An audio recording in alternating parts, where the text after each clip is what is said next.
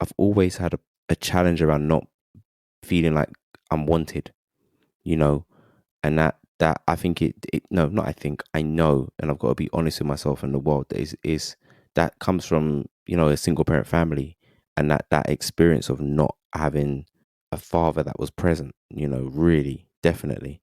And it's become more apparent becoming a father myself. So I had a lot of fear, and if I'm honest, I didn't deal with it.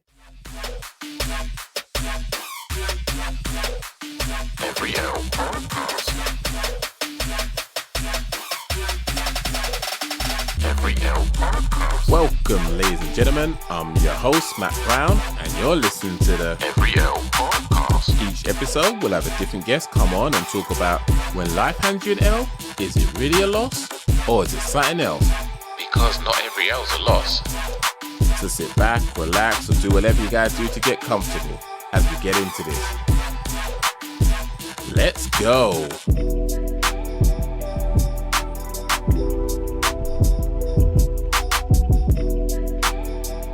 Welcome everyone to another episode of Every L Podcast, where every week we have a different guest come on and talk about their personal circumstances, about what they consider a loss, and describe if it actually was in the end.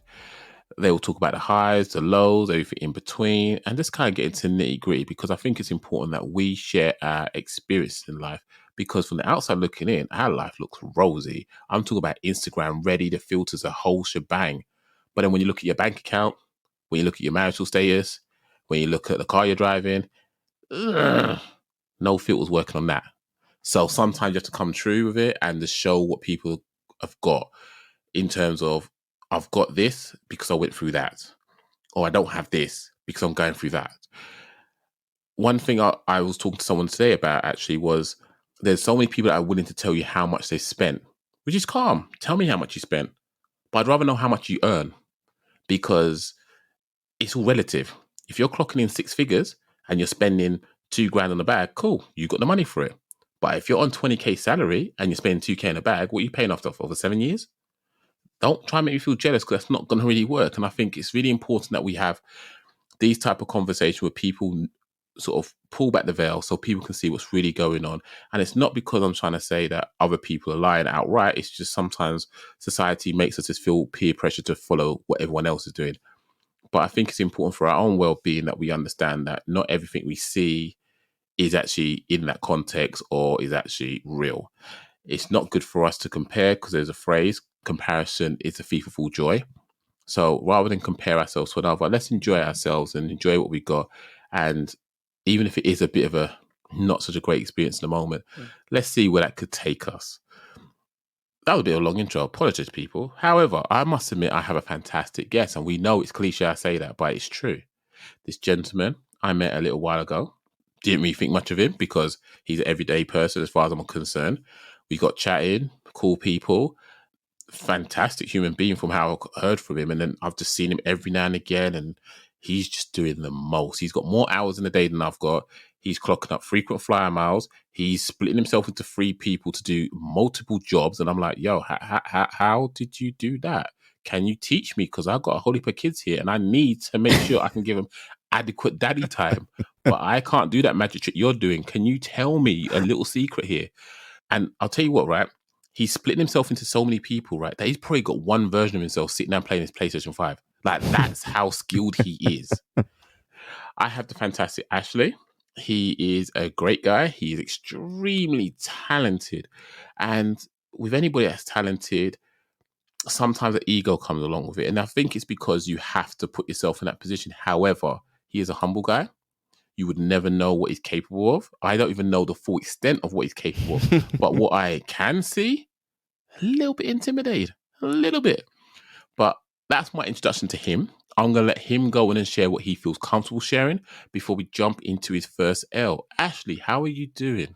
I'm really, really good. Thank you for that intro, Matt. That was brilliant. And the thing that got me the most was I was thinking, yeah, man, there are no filters on cars and houses. It's just real. But yeah, I'm great. I'm doing well, and thank you for having me on Every L Podcast. I'm going to share a bit about my life. For those of you who don't know me, I'm Ashley Joseph. I'm an actor, writer, and presenter. I've been working in the business for, 20 years this year. I just realized, oh my gosh, it's 20 years since I had my first professional contract. Congratulations. Yeah. So that's where I'm at. And you may know me as the voice of Jared from CBBS JoJo and Gran Gran. I've done things like EastEnders, projects for ITV2, Amazon Prime, and yeah, lots of different stuff. But that's who I am. But most of all, I'm just a person who wants to make everything I touch and every person I connect with better. Well, he's had that effect on me, so I can't complain. I just need to learn that magic trick. I need to know how to split myself in them ways and make my life so much easier. That version of playing the PlayStation, I think that's what I really want, if I'm honest. He's not there. That's what you want to tell me, right? It don't exist, and you're just out there clocking your games, and I'm like, what? I haven't played PlayStation in about 8 years. Bro, yeah, I'm not gonna lie to you. I ain't bought a PlayStation 5 for that sole reason. I ain't got time to play my PlayStation 4, so why am I wasting money on the PlayStation 5? I didn't even get to the PS4. I still got a Wow. PS3. Yeah. I'm just the graft. But you're 2 decades strong in the game. Yeah, man. You invested your time in something else, so respect to that. Thank you. So, folks, you know how it is. I get people that tell me what their L's are they want to talk about. I look at it, don't pay it no mind, and then when it comes to interview, we delve a little bit deeper. So, the first L that Ashley said that he wants to talk about is not getting into drama school. Now, you've heard his backstory in terms of what his career looks like. So for him to not to get into drama school makes me feel like I'm going to say this actor, and I don't mean that the violent side of it, a Will Smith moment where you didn't go drama school, but hopefully you didn't go slap no one, but you still managed to make a good go of it. But not getting to drama school potentially could mean that that dream's not going to happen to you because a Will Smith only comes on once in a lifetime. But what about me? How am I going to get there? I think it's interesting to hear that because I'm like, how would you do it? Because if you're set your heart and if you knew from the jump that's where you want to get into and you don't get to drama school, that feels like I'm flipping burgers at Mackie D's. No shame in it. But if that's not what you want to do, how do you deal with that? So I'll ask you to go back to the top where you feel it's relevant and tell me how that panned out. Okay, yeah. I was about 16 at the time, and I was at college, or sixth form, studying A levels. I was doing drama and theatre studies, media studies, and psychology. And this whole thing come up about what you're going to do, UCAS, are you going to go uni? And I was like, I don't know if I want to go university and do a degree, but that's what everyone was doing. I was at a sixth form which had high achievers, so a lot of people were applying to the Oxford and Cambridge, and I was like, that's not me. And I had an incredible drama teacher who I'm still in contact with today, which is amazing. And she said, you got to go drama school. You've got the ability. And in my head, I was like, I'm going to be an actor. That's what I'm going to be. I'm going to be an actor. I'm going to do it. I'm going to smash it. And I remember speaking to some people, and they were saying RADA and Central St. Martin's and Guildhall. And I looked at them and I researched, and I was like, Central School of Speech and Drama. That's where I want to go. Central School of Speech and Drama. I can stay at home. I can get the Jubilee line from Canning Town to Swiss Cottage. Hold tight, Canning Town. Boop boop. And I was gonna apply. And I had a certain energy about me of that. Whatever I'm gonna do, I'm gonna do it, and I'm gonna do it by myself, and I don't need no help, and I'm gonna get there. And I remember applying to Central School of Speech and Drama, and I was like, yeah, I'm going to do it. And there's like, you need contemporary speeches and classic speeches. I was like, what? I don't know what that is. So I go to my drama teacher. I'm like, what's all this contemporary classic? She's like, right, you can do this one. A contemporary means a play that's set after Shakespeare, more or less, and not Greek tragedy. And you need to get some two Shakespeare monologues. So we'll do Hamlet and we'll do Macbeth and da-da-da-da. And so I'm working with my drama teacher, chopping it up. And I'm going to be honest, I'm a good actor. I'm probably one of the best in my class. I know this. Every practical exam so far, I've been getting 4 marks in. So it's like, of course, I'm going to get into drama school. And I remember I get a letter saying I've got my audition. And so I say to my drama teacher, this is great. I got an audition, first round. And at the first round, they say to everyone in the room 2 things. They say, well, 3 things. Go to Central School of Speech and Drama, obviously. 3 things are, 1, when we call your name, you come up and audition. After people deliver their speech, don't clap. No one claps here. I was like, whoa, what do you mean you don't get applause? That's what you do. You perform, you get applause. I used to get an applause. So that was like, okay, that was a bit weird. And we're just in this room, just like in a horseshoe shape, and there's a panel on the table. I can't tell you who those people were. Don't know. Don't remember. I'm not saying they weren't important. I just don't remember. It's just the feeling of going, I'm going to kill this. I'm going to smash this audition. And the other thing they said was there are 5,000 people that have applied for a place on a course for 30. So well done, you've got through to this stage. Now I'm thinking it's the first stage. So that means out of these 5,000 people, that's internationally, have applied, I've got to this stage. So when they say that, I'm like, fam, I'm gonna slay this. I'm gonna slay this. I'm getting in. I'm gonna do it. I'm killing it. So I get up, I do my speech. It's a speech from what was the play? The play was, it was a play called West. I'm sure it's called West. And it was a play we was doing for our last performance. So by the time I've applied and stuff, it's like I'm 17 now. You know, so this process is happening. I'm trying to condense it. So I do it. Whatever happens, get a message on my UCAS, because Central School of Speech and Drama at the time was the only drama school you could apply to through UCAS. All the rest you had to apply independently. So get a message saying I've got a recall, I'm through to the next round. I'm like, yes. Told my drama teacher, I'm bopping around the school, you know, yo, listen, well, skits form, like, I got the recall. I'm the guy. I'm gonna get it. So my drama teacher and I working on stuff again, and she says, look, and just so people understand, this is back in the day around 2004, 2005. And she says something to me that's always stuck with me for several reasons. She says to me, you're going to go to that recall. You're going to do the session, because it had to be like a workshop session, and then you do your speeches again. And she said, there's going to be another black guy in that room. It's going to be you and another black boy. The rest of the people will probably most likely be white. And she said, it's between you and him. I said, what are you talking about, man? Now, I'm from East London. So I'm just born in the womb of multiculturalism, diversity. So at no point have I ever thought about that. I've never thought, well, just because there's one black guy in a thing, it can't be another black guy or whoever. So I'm thinking she's chatting rubbish, man. I get there. There's 30 of us. And they say, out of this 30, we're only taking 16 on this course. So I've got down from 5,000 to 30. So now I'm like, rah, this is me. And then I meet all the people in the room. And like she says, it's me and one other black guy. Everyone else is white and there's one Oriental person. And I think, damn. And he's a nice guy. And it's so funny because I remember meeting this guy and I was like, what's your name? He's like, I'm Ollie.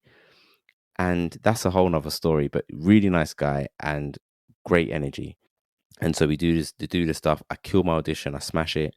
They asked me to do one of my Shakespeare speeches, and I went for the same Shakespeare speech I'd already done. I thought, I'm going to do that one. I like it. I'm more confident with it. I don't know if that would have changed anything. Anyway, every day I'm checking my UCAS from then, because it would be accepted or declined or conditional offer, whatever. I've got conditional offers from other universities, but I don't want to go there. It's not a drama school. If it's a drama course, but that's not where I'm meant to be. So I'm very much at this moment in life, tunnel vision. I'm thinking, this is what I'm supposed to do. I'm supposed to go drama school, and the drama school I'm going to is central. I ain't going anywhere else. And I remember making a few friends at the audition day, and one of them messaged me going, I got in. Did you hear anything? And I was like, oh, not yet. And then the next day is like, oh, I didn't get in. Is everything all right? And then there's two things that happen. I don't get in. I feel like my world's over. I feel like what am I doing to myself? I shouldn't be acting. What am I going to do? And I don't want to go to any of these other drama schools. I don't want to, universities and do these drama courses. I don't want to pay money for something I don't know if I want to do. I come from a single parent family. I don't want to be in debt. I don't want to put that on my mum or myself. And then this person stops talking to me. This person who got in and I didn't get in, they stopped messaging me back. And it wasn't Ollie, it was someone else. Ollie's lovely. Ollie and I still speak. But I was in a place where I was just thinking, is this what this industry does to you? I've given all of this stuff. I've given my energy, my love, my time, my commitment, my desire. And just like that, nope. And I remember talking to my drama teacher and she says, oh, you apply again next year. Just apply again next year. Have a gap year, apply again next year. You'll get in. You'll go back. I said, no. I said, if they don't want me the first time, they can't have me. Like I say, I had a certain arrogance about me at that age. But if they don't want me now, they can't have me. But then I'm racking my brain going, what am I going to do? Because this is the only gateway to the world I want to be in. It's like someone who wants to be a doctor. They can't just go in without that qualification and those years of training and those 7 years of being a junior doctor. So I'm racking my brain going, I don't know what to do. Kind of walking around the house. I was the first person to apply to university out of my family and get accepted and go, I'm not going. Wow. Yeah. Because I just something in my gut, and it's only as I've got on in my life later on as a Christian, I feel like when your gut talks to you, that's God, man. That is God on the Bluetooth going, yo, yeah, he's on the blue. That's WhatsApp. That's my WhatsApp with God. My gut is my WhatsApp with God. And at the time, I was feeling like I don't, I don't know what to do. Literally, I had an odd few jobs. Like I dancing as well, so I was teaching a bit of dance and stuff. And the end of college is coming up. I, I'm getting results and stuff. And I said to my mum, I had a conversation, and the truth is that I kind of stole this from Will Smith, and I proper idolized Will Smith at the time. And when he got accepted to, I think it's MIT or something, his mum said, "You're not doing this rap thing again in college." And he said, "Look, just give us a year." The parents said, "Okay, we're going to give you a year." So I went to mum and said, "Mum, can I have 1 year to make this work, to try and make this work?" Not having a clue what I would do. And college finished. I got results. I done well. 2 A's and a D. Just about psychology. I didn't like the teacher. That's another story. That's another story that actually I allowed myself to do bad in the subject because I didn't like a teacher. That is stupid. Never put your personal feelings into something that's going to stop your success. But you learn, you live and you learn, or you learn as you live. So I spend the summer just doing anything I can, like just getting odd little presenting gigs. My whole thing was whatever I'm going to do, I'm going to be creative because I'm going to try and get to that path.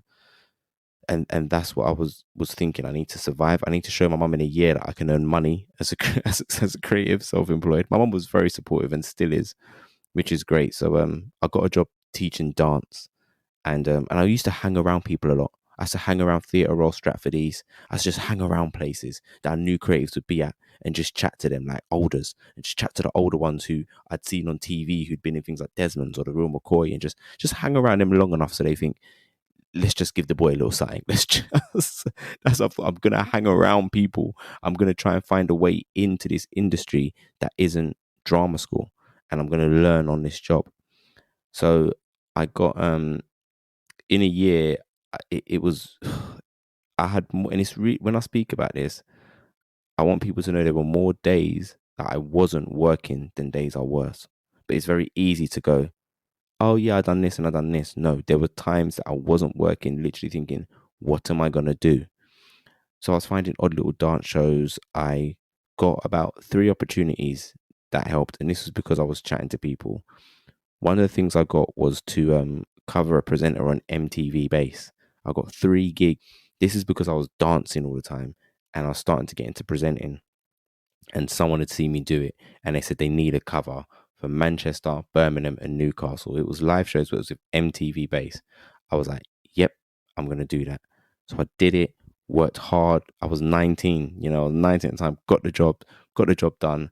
And you know what? I thought, yeah, this is it. I'm in. I'm working for a TV company.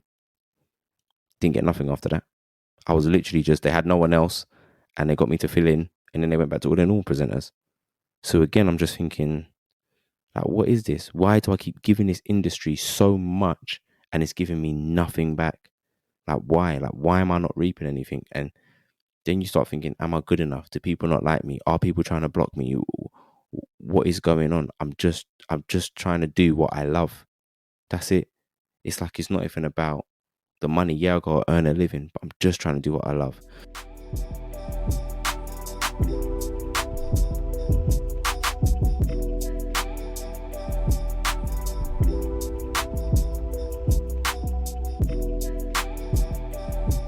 So that happened, and then from September to I think round about October, I had nothing but one job a week, and I was teaching dance for 2 hours, making, I think it was like 20 or £25 an hour, something like that. So I was making 50 quid a week.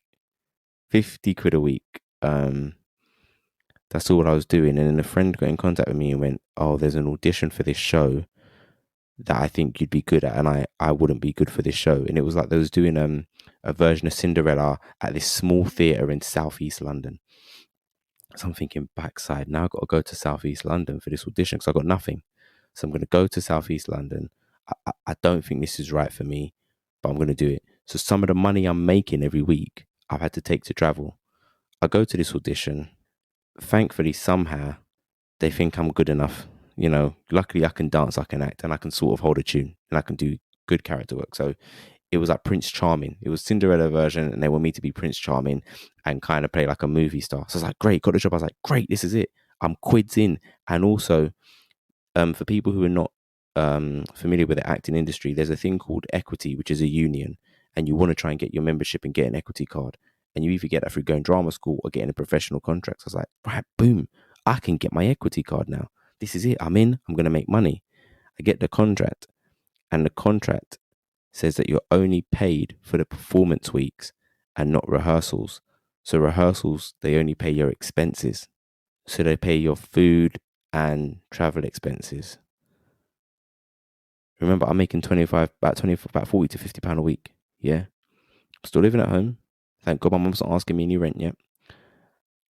And so what that means is every Wednesday I teach, and I take that money to travel to these rehearsals and eat a bit of food, or I bring packed lunch and do the rehearsals and then go home. It's like 2 evenings a week and the weekend. I do that, and then get the money back and then try and keep doing it. So every Wednesday I'm teaching to kind of pay for this job and then get the receipts back. And at the time, an equity minimum contract, you would get £325 a week. That was it.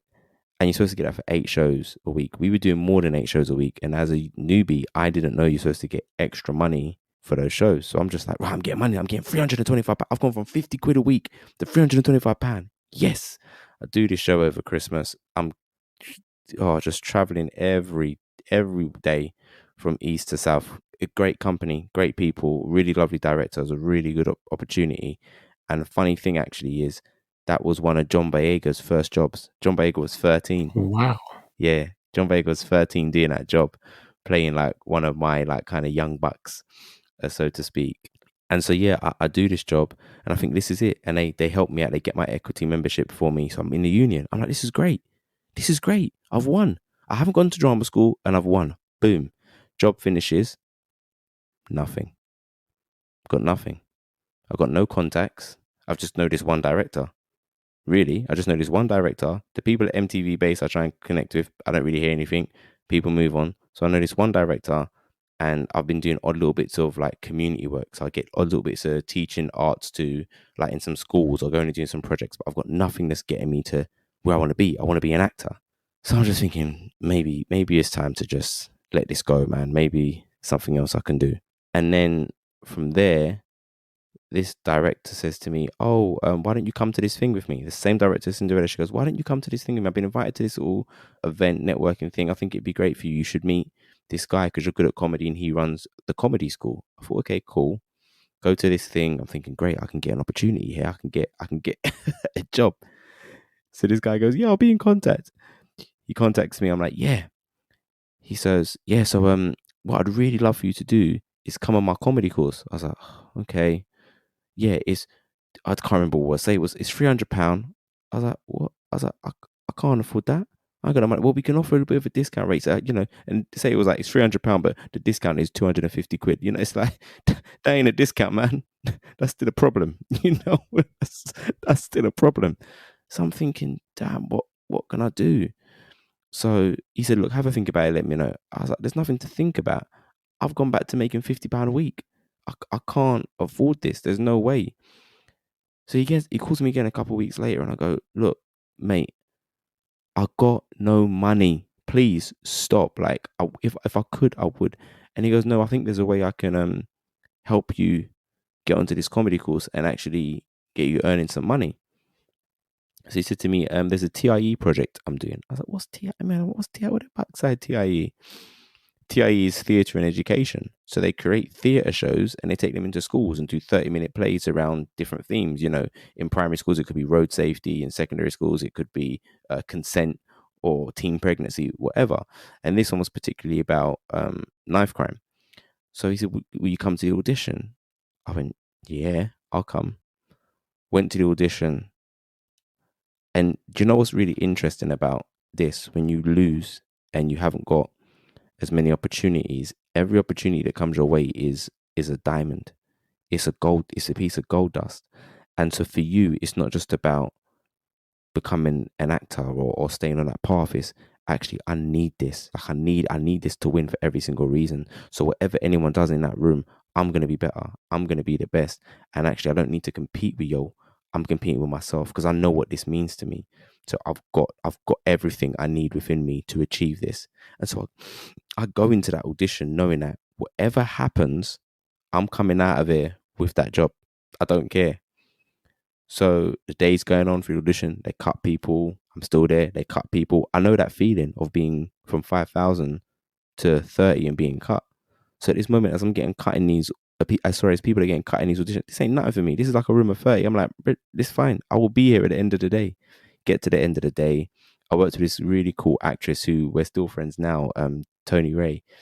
And we came up with this little combo thing. They wanted us to do some little funny thing.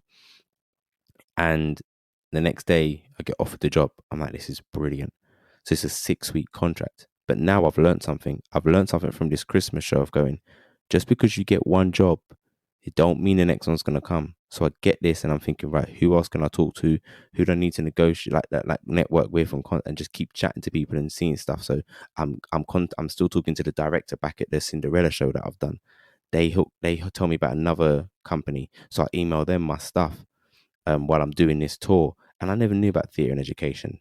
Let me tell anyone who's listening, theatre and education is where you will learn to act and hold an audience. The reason I say this is because you will go in some places where some of them secondary schools, them kids don't care about you. They will tell you that it's rubbish. They'll tell you that it's not on it. They will say some fancy 4-letter swear words at you, and you have to hold them, whether that's through a gripping performance that's real, that relates to them, whether it's comedy.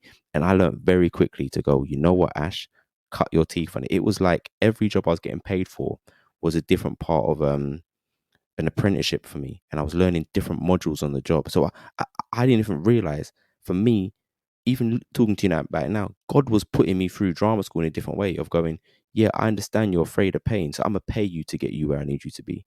I'm gonna do that. I'm gonna make ways for you to get it. It's not gonna be easy. I'm not gonna put you at the top without you having the right foundation and being humble and appreciating the graft and the climb. So I do this show, this comedy tour about knife crime, and I audition for another company, and I get that job. So now I finish one show, I have a week off, and I start another 6-week thing. So as I'm doing that, I'm pushing out. I'm still chatting to other people. I'm going here, running other projects still, doing presenting gigs. I start working with my double act partner. We're pushing stuff. So I'm like, right, I'm starting to get momentum. I'm starting to get momentum here. I finished this second tour with they're called Big Fish Theatre at the time. So I finished that second TIE tour, and I'm thinking, I know theatre and education isn't where I want to be, but I'm learning a lot. It's tiring, it's grueling. You have to put up the set yourself every show, then do the performance. It's not it's not West End, you know. It's not I've done West End. It's not the glitz and glam. It's not beautiful TV. It's not you're on a movie set in there. Like you said, I got frequent flyer miles. But let me tell you now, I had frequent foot miles before I had that, man. I was, you know what I mean, walking, commuting, lifting, carrying, you know. I put in the work. I've done the hours. You was doing 10,000 steps a day Listen, before brother, it was a before it was a thing. Before it was a thing, you know what I mean? The seed had to go so far down the ground to make sure those roots were there and that I wasn't going to come unstuck, because it's a fickle industry as well, you know? So when I'm looking back and talking to you, I'm realizing that I needed to have that grounding to be in certain positions and have gratitude, but also advocate for others, support others, help them as they're coming up. So anyway, I got to a place where there was no work coming in. There was no acting work coming in. So I'm like, right, what's your other string that you can flex? Okay, boom. Teaching work. I dance as well. So I start chatting to some people. There's someone that I know from the kind of festival circuit, community festivals, who also knows an arts organization. I apply to work at this arts organization, and I start teaching their summer projects. Because obviously in the summer holidays, everybody break up and everybody want their children in something, and all the parents want their children doing something. So there's organizations out there that get funding to run performing arts projects. So you're working on your craft, you're helping the young people, which was important to me because I got so many projects growing up for free. Again, I wasn't in a place where I could afford to go to the Italia Contes. So the little projects really helped me. So I did one of those jobs, and now I'm making about 450 a week. So I'm like, what? You know what I mean? I'm like, what? What? I gone from 325 to 450. I'm like, yeah, man, I'm doing this. I'm doing this thing. And summer's fast approaching. Is coming towards the end. And I'm thinking, man, I don't know what's gonna happen. And I get asked, because people know about me, I get asked to go and teach some workshops at a school. And I think, brilliant, I'm gonna go teach these workshops at a school. So my whole goal is to go, I need to get on a job where I'm in the same place as people that come out of drama school, that I'm viewed in the same way. It hasn't happened yet. I'm doing everything else. And my friend calls me, my double act partner, and goes, look, he's proper Cockney. He's half St. Lucian, half Zimbabwean, but he's proper Cockney. He's like, Ash, mate, I just gone in for an audition, mate. Listen, it's not my kind of thing, mate. I think you should go down there and just try luck, mate. I think like when we do all this dancing and rapping thing, it's not me, mate. You go for it, all right? I'm like, where is it? It's like, yeah, it's a Half Moon Young People's Theatre in Limehouse. Go down there. So I'm teaching these workshops. I leave. Again, I remember these are the days where you ain't got contactless and whatever. I think Oyster cards are just a thing. Oyster cards, there's no contactless, there's no contactless cards, all of that. You ain't got things on your phone. So I remember just like getting on a train down there. And I remember tapping out and not having enough money to get back, and I didn't have my wallet on me. So remember now, if you have an audition, the same way if you have a job interview, you can't tell me you got a job interview and then I can just turn up and go, I want to be interviewed as well for the job. There's a process. Yeah. So getting there is half the journey, guys. Getting there is half the journey, and trying to get that door open to be seen. So I get to this theatre and I buzz, man, and I don't know what's going through my head. Now I'm about 19, yeah? This is 2006, people. And this lovely woman just speaks on the intercom. Hello, can I help you? I was like, hi, I heard you're having auditions today, and I just want to know if there's an opportunity if I could audition. I'm not down for it, but I'm just being really honest. I would really love to audition for a role. So she went, okay, come in. And yeah, she speaks to me. These days, you'd have your CV printed out, man. Part of this podcast right now is making me feel like I'm old, just so you know, because I've said these days a lot, Yeah. The truth is the truth. These days, like nowadays, people's Instagram and TikTok is their CV. But these days, you have your CV printed out, all your credits as a performer, and your picture. So I had one on me. By the grace of God, I had one on me. I gave it to the woman. And she went, okay, I'll just go and speak to them. So she goes upstairs. I'm getting near to the end of this story. She goes upstairs. She chats to them. I didn't know at the time, but the director of the show and the artistic director of the theatre, they look at my CV. They go, okay, yeah, it looks quite good. I don't know why we haven't seen him. The reason why they haven't seen me is one of the things you get to do when you go drama school is you do 3 years, and at the end of it, there's a showcase, and all agents come along, and agents are the people that help get you auditions. And most people sign for an agent. I have no agent. I've got no agent. I'm doing this all off my own back and just talking to people that I know and just asking people for opportunities. So that's a very important part of the story, because my friend who told me about this audition had an agent. So I'm sitting downstairs waiting, and before this woman went up, she had given me some scripts, and just look at the scripts just in case, so you can have a bit of a look at the scenes. And so I'm sitting there looking for it. It's all this rap stuff and everything. I'm like, okay, cool. And they want me to do this. And this, it's a show called Locked In, and it's about a pirate radio station. And this is a young MC who's just really proud and wears his faith on his chest, like he's got his big chain. I'm just remembering the descriptions of a cross and everything. And he's very just at the forefront, but he's East London as well, which I loved because I'm an East Londoner. So I'm like, okay, cool. So this woman comes down and goes, yeah, they're going to see you in a minute, so just get yourself ready. I was like, cool. And I go in this room, and the director says, oh, I don't know how we missed you. I'm Angela. This is Chris. We'd like to see you do this scene. And there's a bit of a scene, and then he goes into this rap. And what was the rap? Can I remember the rap? His whole thing is he has a fantasy about being at the Mobos, and he's like, I'm at the Mobos and I'm doing my speech. Best single, best album, got an award for each with my best garms on, and I'm looking pretty nifty with my bling and my charms on. I'm fatter than 50. I'm just throwing all my whole energy in the room. I'm dancing, I'm vibing, I'm in their face. Like, it's just like, if he's having a fantasy, I'm thinking he's the star, he's the winner. So I finished my audition. They're looking at me blank face. You know when someone's jaw just opens, dropped, eyes are wide in shock. And I'm just like, oh my gosh, what have you done, Ashley? You mash yourself up because this is the first opportunity to do a show that's going to tour the UK. It's going to theatres, it's going around London. It's lots of other places. I'm thinking this is going to be great for me. And then the, the little boy in me is like, do you need me to do anything else? Do you need me to dance? I can dance if you want. Trying to save the audition. And they went, no, it's fine. That's all. And I went, okay. So I leave, go downstairs. I say to the woman who, did that all for me, I said, thank you so much for giving me the opportunity. And I remembered, obviously, when I came out, I didn't have enough money to get on the train. So I was like, I'll get the bus. I didn't have enough money to get on the bus. Oh, Oyster card. Yeah, because I'd forgotten my wallet that morning. So I walked from Limehouse to Canning Town. You do like these steps. I mean, I'm peak fitness, 19. Peak fitness. And I remember it was about, I think about an hour or something of walking. And I remembered as I got on the street to my family home, my phone rang and I didn't know the number. And I answered the phone and said, hello. And I said, hi, Ashley, it's Amy from Half Moon, who's the woman who let me in. And she said, they'd like to offer you the job. They'd like to offer you the part. I was like, what? Nah, I've already messed this up. Now, this is in comparison to me thinking I smashed my audition for drama school. I'm in.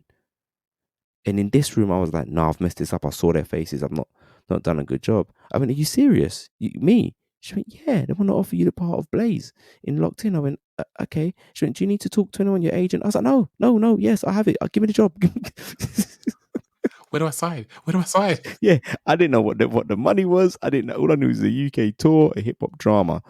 And I'm going to fast forward a little bit to then when we go in rehearsals.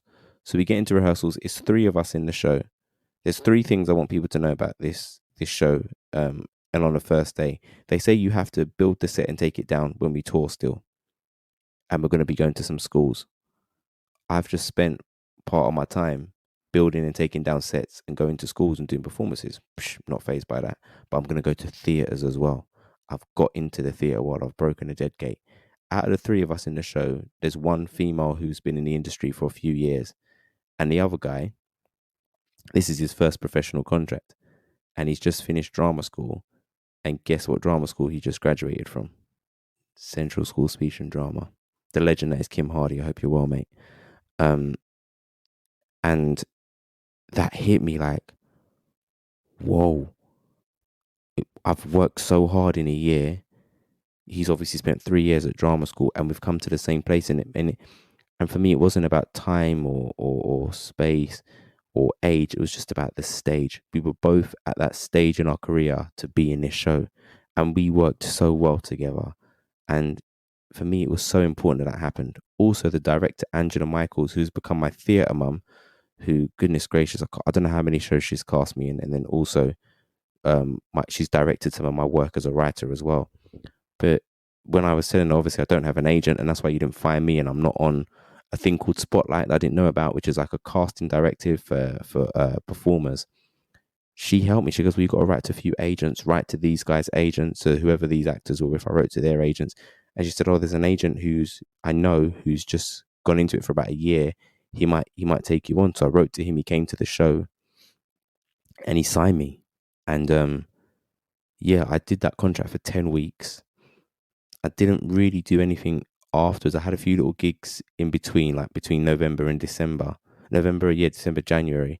And then I was just going to auditions, man. I was going to auditions. I was in the space. And my first TV job I booked, and it was EastEnders. I got 2 episodes of EastEnders. And like I say, there's a lot of times that I've left out where I wasn't working and just trying to get my mind right and gymming or going and training at dance or just going down to events and just chatting to people and hanging out at shows and trying to get free tickets for things and doing stuff like me and my double act partner, we was at a show at Hackney Empire, man, and we just kind of bullied our way backstage, and just said, look, man, you guys have got free time on the stage, let us do a comedy set. And we did that. And we took that opportunity, and it could have been a big loss, but we took that opportunity, and a producer programmer from Hackney Empire saw us, and then we started getting opportunities at Hackney Empire as well. But I guess that's the story about not getting into drama school. That from around about February 2005 all the way through to 2000 to November 2006, I didn't get into somewhere. Was lost, was a bit confused, just pushed for everything I could do, find opportunities. Some days, yeah, was hanging out at friends' houses to just whatever o'clock in the morning because I just didn't know what I was doing with my life. But within the space of 18 months, I got myself in a production that got me an agent, which is what I wanted, and worked with someone who'd been at Central. And we both had different approaches, but man, we both really committed and delivered strong, believable performances as actors. And so, yeah, that taught me that sometimes the loss ain't the loss, you know. Sometimes the no is a blessing, you know. I heard Steve Harvey say something a few months ago. He said sometimes the breakup is in the blessing. Sometimes the rejection is the blessing of going, this ain't your path. This is where I need you to go.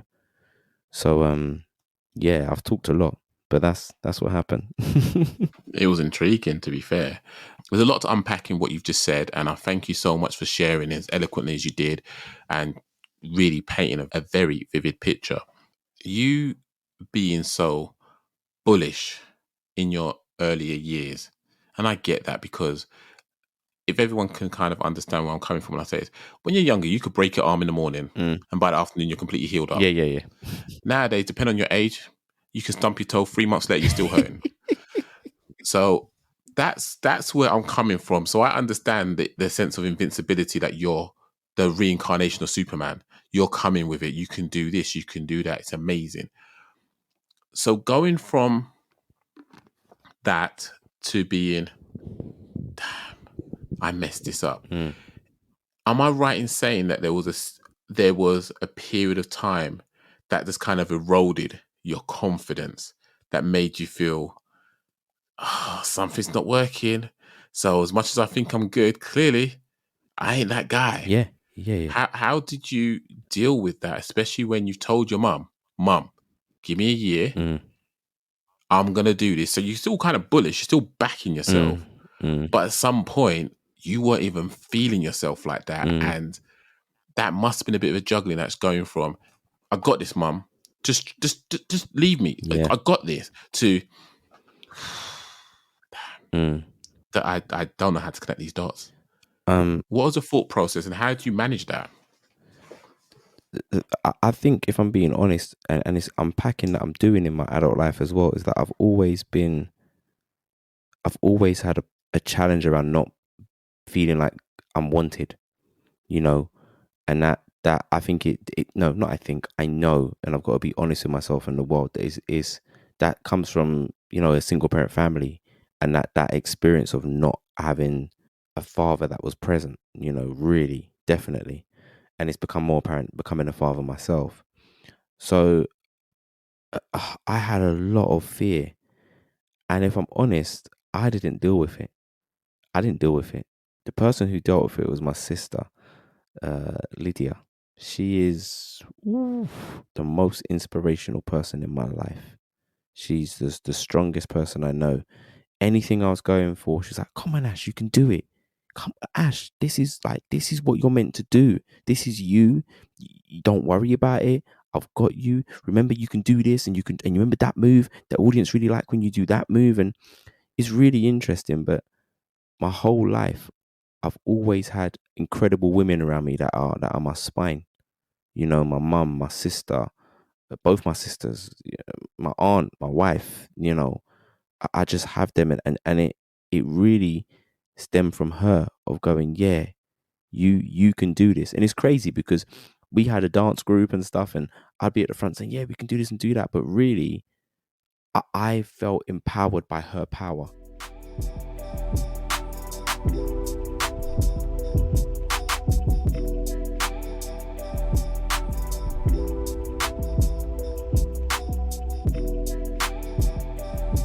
She saw me in ways that I never saw myself. Where I am now in my life is a shock to me. It's not a shock to her. She's like, you still got further to go. it's greatness in you. And so for me, it's about your environment, who you surround yourself with, you know. And some people might think, oh, you need all the budget, and oh, if you have parents that can send you to this fancy place or give you this technology and have a green screen and give you I don't know, and make Denzel Washington your drama teacher, then you're going to be fine. Don't get me wrong, those things are going to help, but if someone can't act, they can't act, and not even Denzel can help you. But having a circle around you that see you, that keep you humble, but empower you and push you. My sister would lift me up, but keep me grounded. It's really difficult to explain. It gets me emotional thinking about it, because a lot of who I am today I owe to her, and there was no mistakes in God putting me and her through the same parents. There's no God doesn't, now you two got to come from the same womb. So yeah, it was definitely her the whole way, like through sixth form, because she was the year above me. There's 18 months between us, so she's 18 months older than me. So she was the year above me at sixth form. And then when I was trying my stuff, she was always there, coming to see stuff, supporting things. Just yeah, man. I'm going on off on one because of how much love I have for her, but it was her. And when I think about it, yeah, it's her, and it's always gonna be her. you know. There's no shame in giving her flowers while she's still living. I'm very much a firm believer. Give people flowers while they're living rather than their tombstone. Mm, That's something my mum taught me a long time ago, and I stand by it. And it's lovely to hear that you have someone who has been your cheerleader, has been your inspiration, has been your conscience, has just brought you out of the darkness sometimes to say, it's not forever, it's a mm, season, come and do this. Because I know a lot of us suffer with imposter syndrome, rightly or wrongly. yep.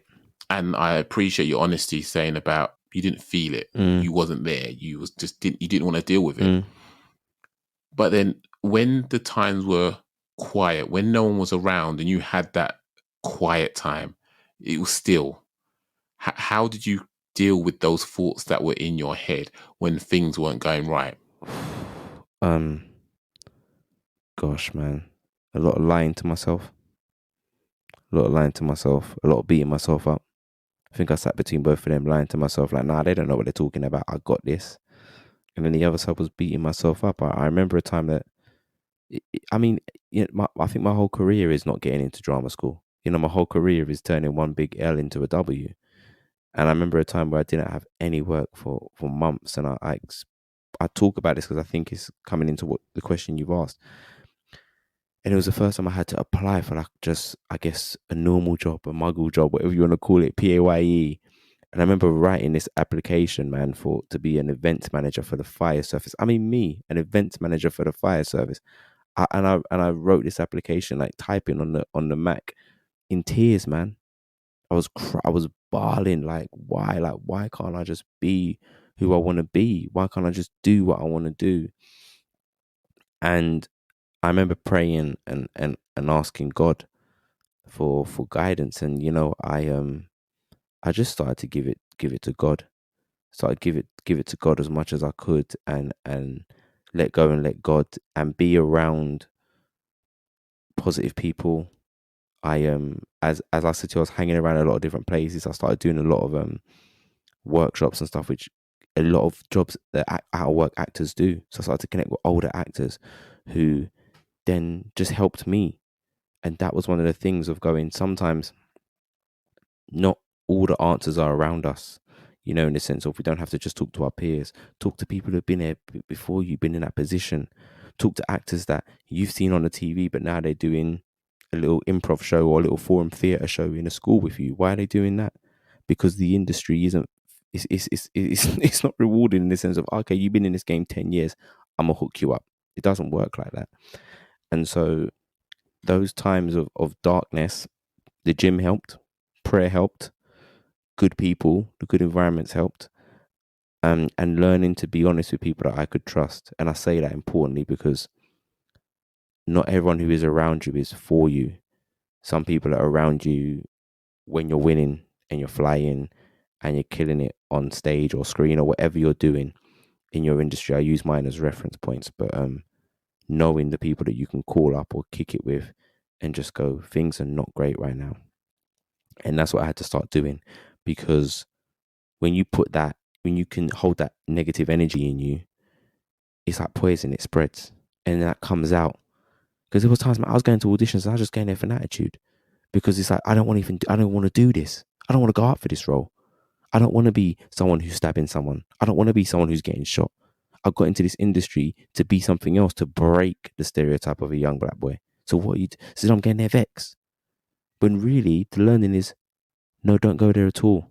Say, no, I'm sorry, that's not for me. Those are the things that really helped me, and I'm still learning, man. It's it's emotional to think about, you know. And I find that interesting that that's how you feel. I like the fact that you feel that way, because I think too many times we don't look back. The whole phrase of being woke, I feel, has negative connotations associated with it. And it's not meant to be, I'm putting other people down. It's saying there was a version of me that just wasn't comprehending the bigger picture. I'm not there yet, but I can see more than I can see right in front of me. And all of a sudden, when you realize that whatever you do has ripple effects, that's when you're like, yo, okay, I can see I need to behave myself and act accordingly. Like, all my actions have consequences. Yeah. I don't know how to phrase this, but for those that don't necessarily have a faith of any description or don't believe in the deity, that's your business. Got no problem with it. Live your life how you need to. But I think there's something very important that you've mentioned, and that's about how you say you gave it to God and just let go. And I think it's important that sometimes we let go of whatever's weighing us down, the expectations, the reality that we're hoping to achieve in the way we want to achieve it, and say, okay, success cannot only be achieved in one way. There's multiple ways in which success can be achieved. If success was a number, that number was 10, you're not just going to go 5 plus 5, boom, that's 10. You can go 9 plus 1. You can go 11 minus 1. You can do 100 minus 90. You can play around with it. 3 times 3 plus 1. I don't care. Whatever maths you need to do to get to that number, that's how you're going to get to it, because success comes in cans, not can'ts or cannot. So sometimes you need to let go of whatever your expectations are, just to be able to have that creative freedom to see that things are not going to be linear like that. The only thing really linear in life is your age. You're going one way and that's it. And the pressure that's taken off your shoulders from not being in that way, like, it's great to have passion. It's great to have a drive, have a clear idea of where you want to achieve, what you want to achieve, and where you want to be at a certain age. But somewhat be flexible with it, because it kind of helps you to navigate a space, as I've heard you say. I will ask you the question though, how did you know from such a young age, and I know you mentioned your drama teacher, but how did you know that is what you want? Because I tell you this, my school was rubbish. My career guidance office was closed on a regular. I remember walking past that, had a glass window door, and it was locked with a whole heap of books in it. I'd go in there a couple of times, picked up one book. I don't know what the book was about, maybe architecture, and I realized I can't even draw with a ruler, so no joy for me. So you had that passion and that desire to do this. But then when you got into that and you took it seriously because you was trying to get into that school, and then you found out it's going to be you and one other black boy, how did that also make you feel? I know it's a two-part question, but I just think it's important, because I did want to draw a reference to it, but obviously there's a lot of stuff in between that. And I just want to bring it back to sort of My bad, sorry. No, it's fine. But I want to go back to it, because I think the passion is important, because unfortunately, a lot of people could say black boys don't have a lot of passion. Yeah. We do. In my opinion, we're just misinterpreted as being aggressive or being angry. And it's not that we're passionate, but people just have whatever they want to put on us. But then when you're there, you're slaying it, you're doing your bit, and it's like, it's going to be you and one other black boy. How do you know? I'm not even there. And then there you go. You're potentially ticking a box.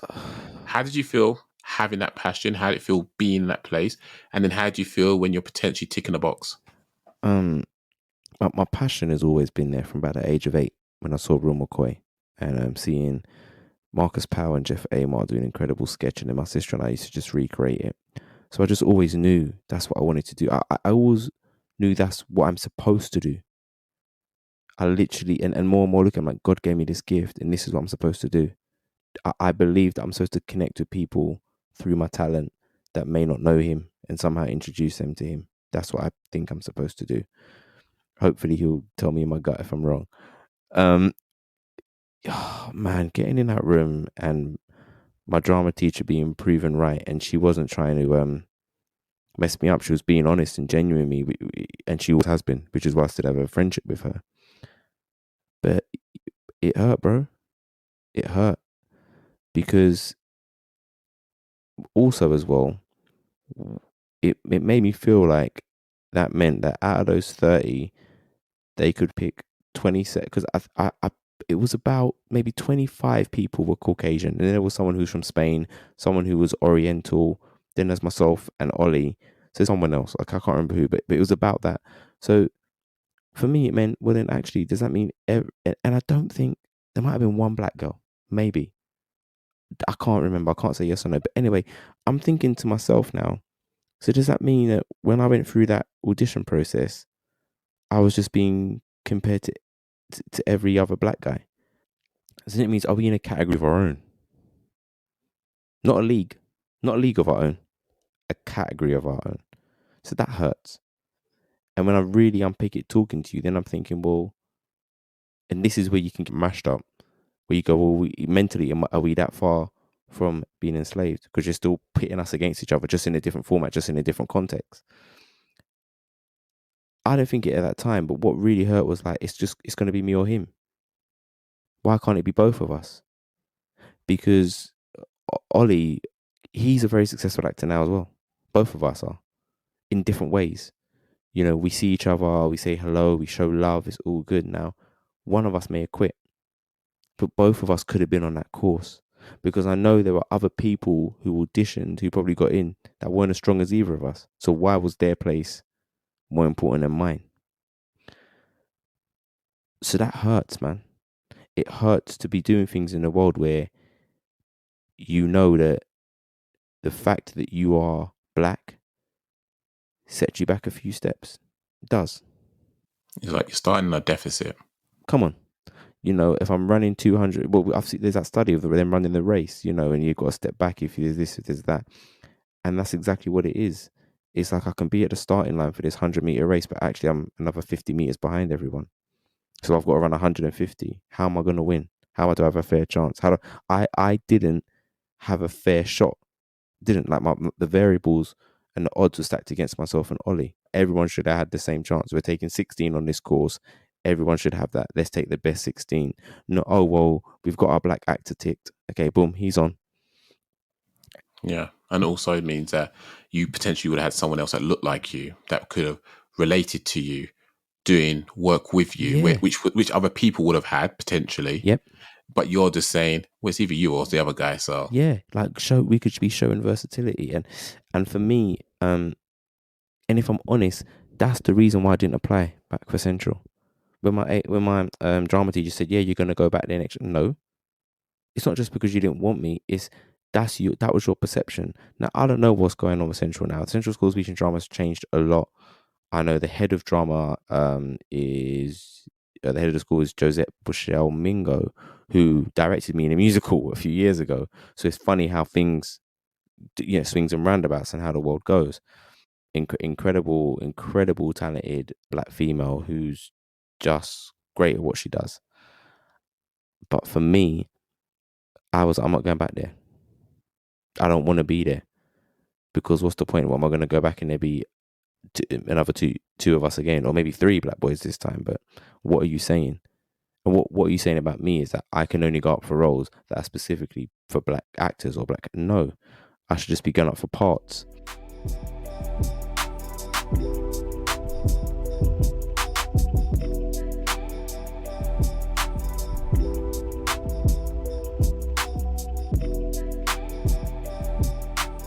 So yeah, it vexed me, man. And I'm sorry to hear that, because your confidence was so high, like there was no end to it. But then to feel that, I've gone from 5,000 down to 30. I'm doing this to realize, no, how many black men were there? That's the number you dwindled down by, opposed to 5,000. And sometimes that can mess with your mental, and a lot of people may not appreciate that. But it is so hard when it comes to racism or injustice through people being different. It's like trying to staple jelly to a wall. It's not it's not an easy feat. You kind of have to see the science behind it. Just like if someone's in domestic violence, you don't just say, oh, because they've got a black eye and they said they walked to the door, that's domestic violence. There's a whole series of what they say, Mm. their behavior, what they have access to, what they don't have access to, what conversations are being had with their other half, and so forth like that.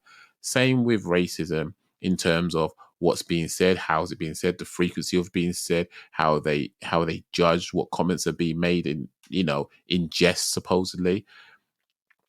And for someone like yourself, who, and I'm going to say success is subjective because it is, but you've made a success out of what you wanted to do, yet you found that from an early time in your career that things weren't going to be easy for you, Yeah. but you didn't kind of let that get on top of you, which is fantastic.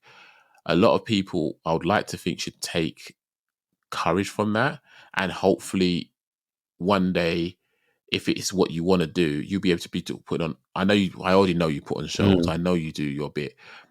And people like Lin-Manuel and what he's done, Mm. like everyone used to say, I want to be that, I'm going to be the next Broadway show. And everyone's like, no, no, no. Hamilton. Mm. Mm. Like, Mm. that is the benchmark. And even when he came over here with it, I went and saw Hamilton. I don't care. I was singing every lyric to every song because my missus paid top bills for that for Christmas for me, right? And I'd listened to that thing maybe 50 times before I even got there because I knew it from back when it came out in America. Banging, banging. But the inclusivity of it, where it's got every denomination in there representing, Mm. I don't think I can understate how many doors are open for people to get work in that field where they previously wasn't necessarily allowed to because they're being pitted against Yeah. other people that look like them and were fulfilling a quota. I just love that for people to create change, Mm. to change the narrative, Mm. to challenge what's gone on before. I will ask this question, and I think I'm interested to understand where you was at and how you dealt with it. What would you say was the worst point in that year, and how did you deal with it? Oh, that's a good question. The worst point in that year. I don't know if it was. Was it not getting into drama school? It was either that or not or not getting any future work with MTV Base. Um, it was one of those. I think. I guess that feeling. Both of them are very similar, but that feeling of being on that high, knowing that yeah you're so close, and then it's like something being pulled out. It's like a part being pulled out of me. It was like the rejection from drama school and then not getting any future work at MTV Base after the gig, as it being my first presenting gig for a well-known TV company.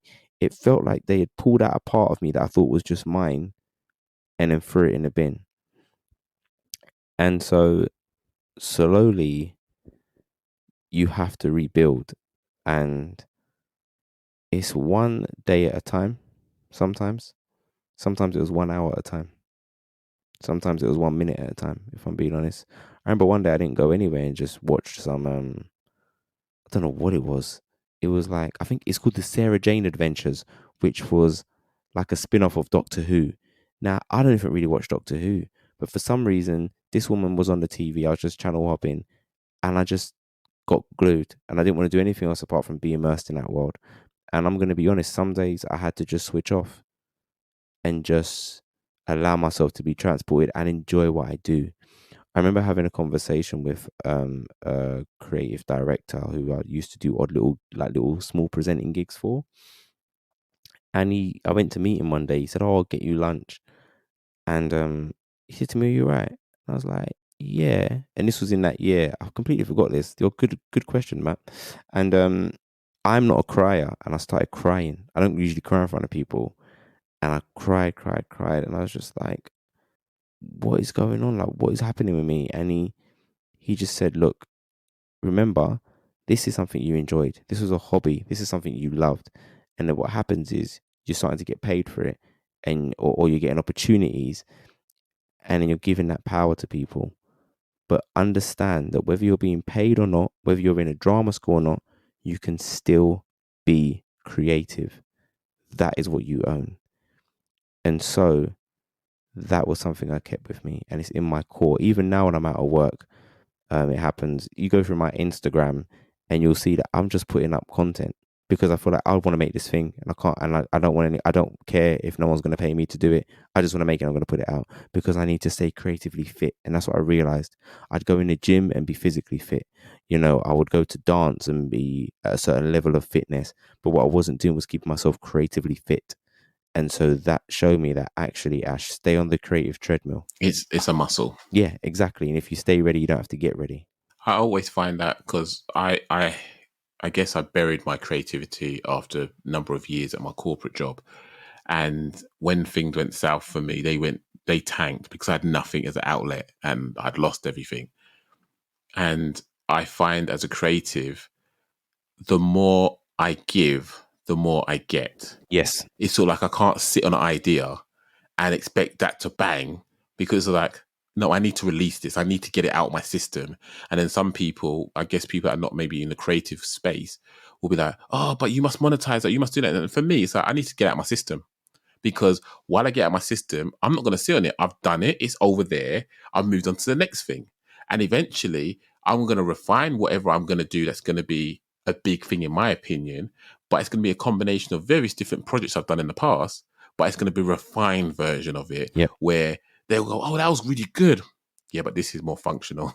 This is like more user friendly. Prime example, this podcast. I can use this podcast in a social setting. I can use it in a corporate setting. I can use it pretty much to educate younger ones coming up to know what life was going to come their way. And that's through years of thinking about it and where I wanted to go with it. And thankfully, I have people like yourself and other guests that come on and share what they share. And it just resonates with people because it's real people talking about their real situations. And I think that is absolutely important in this time. What I will ask you is, if you could go back in time to your lowest point or the hardest time, and I know you mentioned someone else said something to you, but what would you have to say based on what you know now to the younger version of yourself to kind of encourage you to push through that hard time? Like, what would you have to say to yourself to encourage yourself to say, don't pump the brakes right now. Keep going. Ashley, no matter what you think and feel, God is always with you. Lean on him. And I'd also tell them you are exactly where you need to be right now. It may not feel like it, but you are exactly where you need to be right now to become who you need to become. So you said that very eloquently. Truthfully, would the younger Ashley actually listen to you? Or would he be saying, you're just chatting noise? He'd listen to the God bit. Okay. But it would be like, nah. What do you mean I'm exactly where I need to be to become who I am? You know, what do you know? You know, I need to be there. That's why I can see I should be there. Why am I not there with them man? Why are them man up there? Why has this man come out after me and got this? Why is this man just done 2 jobs a night? He's got this and he's working at this theatre and on this TV show, but I'm getting nothing. What? That's what the younger Ashley would be saying. And sometimes this Ashley still says it. How would you have to present that information in order for the younger version of yourself to hear it, to receive it, and to act based off that information? But look, I hear that. But all this time you spent watching other people, you ain't going to have your eyes on you. So you can either keep watching them people and complaining, or you can fix up and do something about it. What are you going to do? Would that be in an intimate setting where it's just you and them, or you out there doing something? Yeah, 100. No, 100 be an intimate setting. Because I know me. I thrive on challenge, man. That's one thing that hasn't changed about me. I thrive on challenge. You know, I love achieving things. I love getting 100%. You know, I would rather get 85% on a test than 99 because 99 would vex me because it means you should have got the 100. You just didn't pay attention. Yeah, exactly. It's just that one time. So, yeah, I think that's what it would be. And looking back, I was exactly where I needed to be to become who I needed to become, and to have the network that I have, man. The variety of people I have in my life is just incredible, and it's still a struggle. It's, Yeah. yeah, I am. Yes, I have made success. Because I'm making it work, and I'm, paying my mortgage and looking after my children and supporting my wife and going on holidays and stuff from what I earn in my in this business. But it's a struggle, man. Still a struggle. Still a graft. Do you know what I mean? And do you know what? Hats off to you for doing what you're doing as hard as you're doing it. You're setting a great example for your family, and you're just living the life you wanted to. You may not know the back end of it, Mm, but here you are thriving in it and doing what you need to do. What I will ask you, hmm and I know you mentioned it before, but just to formalize it, if you would say it was originally an L, looking back in hindsight, what are you calling that? I'm calling it a no, no, which means next opportunity. Nice. Yeah. So that's what I call. There are no no's in life. No's just mean next opportunity or new opportunity, whatever you want to see it as. You know what I mean? To be fair, I've heard a few people say they said they got that. This is I thought was very creative. I think you'll appreciate it. They said that L, they turn it to the side Mm, and it becomes a tick. nice. And I like that Yeah, because yeah, it's yeah. all about perception. Mm, It's all about perception. mm, I come up with all this stuff when I'm talking, and I know it's not me. I know it's coming from somewhere else. And it was a matter of when you're in a situation, in my opinion, as it stands right now, my mindset is if you stop where you are right now in how you're feeling, it will be a loss. But if mm, you keep putting one foot in front of the other and collect another two letters, it becomes a lesson. And that for me keeps me going mm. because right here and right now, it's a loss if I stop. But if I keep going and collect two more letters, turn into a Yeah, I lesson. like that, man. And that I think we should take heed and encourage one another to know that we're not the only one going through these situations. Now, right now is not going to be forever. Absolutely. What I'm going to do, because I'm conscious of time, Ashley has actually agreed to do his second L on another episode. But before we do that, we're going to wrap up and ask him to spend the next 2 minutes promoting anything and everything he's got going on, how people can reach him because he's that guy. Don't get wrong, you can reach out to him. He may not get back to you, but don't take it personally. He split himself into 5 separate versions of himself. The PlayStation 1 ain't getting back to you at all. They got PlayStation 3 games to catch up on. But yeah, the floor is yours, my friend. Thank you. Yes, as I said, my name's Ashley Joseph. If you want to follow me on socials, it's at Sir_Ashley J, which is ASHLEYJ. That's across Instagram, Twitter, and the world of Facebook for the old people. Um, Older. sorry, for the older people, the fine wine people, the fine wine people. Currently, you can catch me in episodes of JoJo and Gran Gran, where I voiced the role of Jared, which is an animated series on CBeebies, which is the first Black British animated series. You can check that out on BBC iPlayer. We won a BAFTA, we've won other awards. It's incredible. Also, I think by the time this comes out, you'll see me as a new regular character in another CBeebies series called Justin's House, where I play a new character in there called Gary. So those episodes are coming out very soon. There's also a show I've co-written called Sound Clash that will be out or may have finished by this time, who knows? And I will be back with a comedy show before the end of the year. So that's everything I've got going on. And I'm writing on some shows, but I can't talk about them. Sorry. Fair enough. People, you want to know? You need to go follow him. Are you on Threads yet? No, what's? Oh, nah. It's just What do you mean, what's yeah. Threads? Because when you said Fred, I thought you meant as a person. Then I realized it's TH. I was like, no, Fred, no, Fred, no, Fred. And I meant like, no, You talk about old people, and here you are. yeah. Well, Fred from down the road. No, I'm not Oh, on Threads yet. It's like I'm not on TikTok. Sometimes it's just too much. It's just too much. Do you know what it is? Is I feel like if I live in the social media world, I need to. There's a big part of me needs to be in the real world.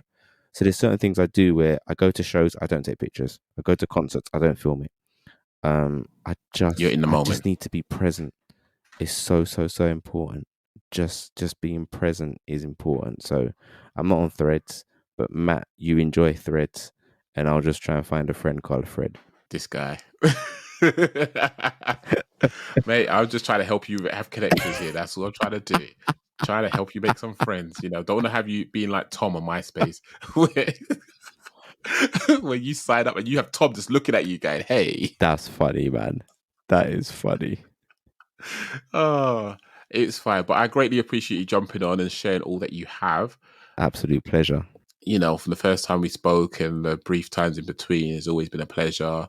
Never felt like a chore in any way, shape, or form. And I just love all that you've achieved, all that you're going to achieve, and just a person that you are, that you're able to take stock of all the things that you've gone through, being open and honest as you have, not necessarily as a black man, but just as a man, as a person, as Ashley, sharing something that's so intimate to yourself that you can appreciate the journey you've been on. And, you know, big up to Mumsy, big up to everyone in your life that's had a positive impact on your life and has supported you from where you have been to where you are now and where you're going to go to. Yeah. And I just think it's just so important that people understand that no matter how successful people look, and successful is subjective, let's remember, but I liken it to back in the day, I'm going to show my age, back in the day, you'd have like your Destiny's Child come over and they got this one song that is the first song they come out with. And you're like, I just got to number one. It's their first single. Bro, they've been touring in the States for the last year, 2 years. They've gone out and done a mixtape before they even did this stuff. So you didn't see the groundwork. You only seen them when they're reaching the surface. So when people like you are doing what you're doing, they might see you or see your names on the credits of JoJo and Gran Gran, all these other works you're doing, and saying, he just stepped out and he's just got everything popping. No, man. There's layers to this. It's like an onion vibe here where all the layers had to get stripped back. And trust me, there's some barling going on there. It was a lot. Listen. And here you are being honest about it, which not a lot of people do, unfortunately. No, it's important. It's important. I just say to anyone, man, you know, I'm just like some good meat, man. That's just been seasoned. I had to leave to marinate for a few days, and I'm in the oven on slow cook, man. I'm not on no microwave career. You know, I'm slow cooking myself, man. You know what I mean? And if you're going to use that analogy, let's be fair, right? Some people like to get a microwave. Have you ever noticed that if you ever, like, you're desperate for food, right? You just have like a microwave meal or something. That microwave meal could either be done in the microwave or it can be in the oven.